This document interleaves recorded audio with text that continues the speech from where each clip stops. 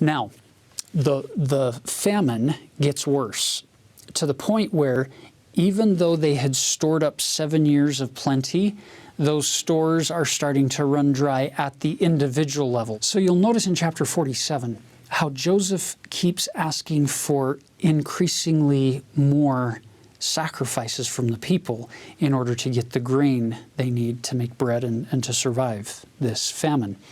So in verse 14, it starts with all of their money. And then in verse 17, the famine hasn't gone away and they still need more grain. So they now trade for the grain with their cattle in verse 17. So they're giving some of the living things that they own until those are all done. And then in verse 20, Joseph bought all the land of Egypt for Pharaoh, for the Egyptians sold every man his field. So they're giving up now the land on which they live in order to survive. And then ultimately, verse 23, Joseph said unto the people, Behold, I have bought you this day and your land for Pharaoh. Lo, here is seed for you, and ye shall sow in the land. So it's as if the famine has ended, because you're now taking the seed and you're going to sow it in the land. You wouldn't sow that if you're still in the years of famine, or it would just be throwing your seeds away.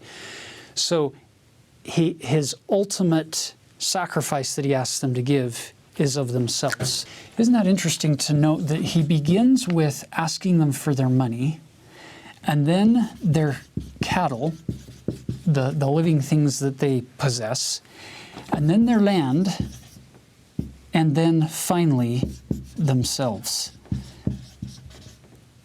It's, to me, this is a fascinating list to look at and consider that when the God of heaven says, I want to be your God and I want you to be my people, he's not just asking for us to give an occasional thought to him by saying a prayer or two, or reading a scripture, or going to a church meeting every once in a while, and then not thinking about him at any other time.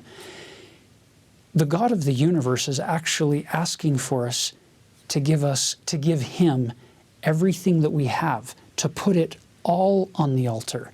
We call that consecration. It's to hold nothing back. It's not ever to say, well, the land that I purchased, the home that I live in, that's mine. I earned it. I deserve that. I paid for it with my money. The point of consecration and saying, I want thee to be my God and I want to be thy people, is to say, Lord, you own all of this. My van, my car, they're not mine. They're thine. My home, my land, any animals or any money I have, it's all thine. And ultimately, the hardest thing and the last thing that they gave was themselves. That's where we try to get in the gospel of Jesus Christ, is to this point where we no longer wake up in the morning and say, what's in it for me? God, what can you do for me? But rather when we wake up in the morning and say, Father, here am I, send me. I'll be thy son. Because Jesus taught us how to use that phrase appropriately and how to consecrate our life. And it doesn't mean that we ignore all of the things of the earth, like earning money and providing for a family, or taking care of things that God has given us, or buying house or home or land.